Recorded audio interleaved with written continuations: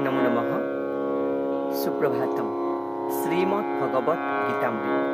আজি শ্ৰীমদ্ ভগবত গীতাৰ জ্ঞানযোগ নামৰ চতুৰ্থ অধ্যায়ৰ ১৪ত সংখ্যক শ্লোক। শ্লোকভাগী হৈছে এনেধৰণৰ: যোগ সংন্যস্ত কৰ্মাণং জ্ঞান সংছিন্ন সংশয়ম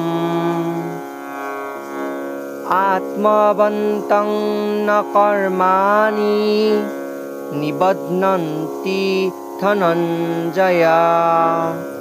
এই বিশিষ্ট শ্লোকভাগীৰ অসমীয়া অৰ্থ হৈছে এনেধৰণৰ: হে ধনঞ্জয়, অৰ্জুন ধনক বিজেতা, যিজনে নিষ্কাম কৰ্মযোগত প্ৰবৃত্ত হৈ কৰ্মফল ত্যাগ কৰিব পাৰে, জ্ঞানৰ দ্বাৰাই সংশয় নাশ কৰিব পাৰে, তেওঁৱেই আত্মাৰ স্বৰূপ উপলব্ধি কৰিব পাৰে।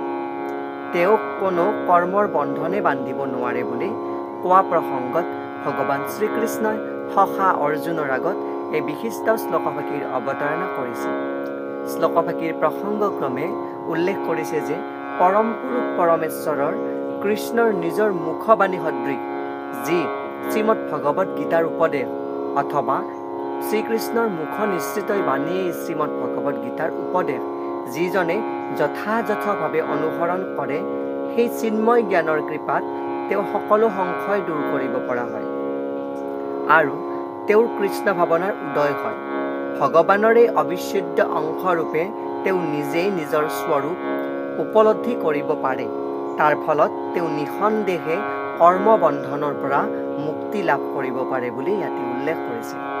লগতে যিহেতু অধ্যায়টোৰ নামেই হৈছে জ্ঞানযোগ, গতিকে শুদ্ধ চিত্তেৰে জ্ঞান লাভ কৰি অৰ্থাৎ প্ৰকৃত জ্ঞান লাভ কৰি জগতৰ যি সংশয় ভ্ৰান্ত ধাৰণা, সেই ভ্ৰান্ত ধাৰণাসমূহক জ্ঞানৰ মাধ্যমে কেনেদৰে জয় কৰিব পাৰি বা নাশ কৰিব পাৰি আৰু সেই জ্ঞানক সমূলি শুদ্ধ পথৰে পৰিচালনা কৰি যি নিষ্কাম কৰ্মৰ দ্বাৰাই সকলো ফল ত্যাগ কৰিব পৰা যি ক্ষমতা, যি জ্ঞান লাভ হোৱাৰ পিছতহে ভগৱানক প্ৰকৃতভাৱে উপলব্ধি কৰাৰ পিছতহে সেই আত্মাৰ স্বৰূপটো উপলব্ধি কৰিব পৰা ক্ষমতা যি উপাৰ্জন কৰে, সেয়াই এই কৰ্মবন্ধনৰ পৰা তেওঁক মুক্তি লাভ কৰাত সহায় কৰে বুলি কৈছে।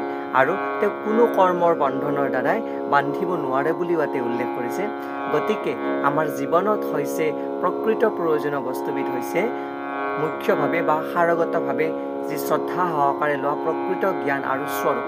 সেই জ্ঞানৰ স্বৰূপৰ দ্বাৰাই আমি সকলো জগতত জয় কৰিব পৰা ক্ষমতা থাকে আৰু যাৰ মাজেৰে আমি ভগৱানক একান্ত মনেৰে চিত্তেৰে শুদ্ধ ভাৱনাৰে যদি প্ৰাৰ্থনা কৰোঁ, সেই জ্ঞানৰ মাধ্যমেৰে তেওঁক লাভ কৰাৰো মাত সুগম হয় আৰু সেই পথ সুগম হোৱাৰ লগতে আমাৰ যি কৰ্মবন্ধন থাকে, সেই কৰ্মবন্ধনৰ পৰা মুক্ত হয় এই প্ৰকৃত জ্ঞানৰ পৰাই। কিন্তু তাত কৰ্ম হ'ব লাগিব নিষ্কামভাৱে কৰা কৰ্ম। এয়াই হৈছে শ্লোকভাগীৰ সৰল গুণাৰ্থ। ধন্যবাদ।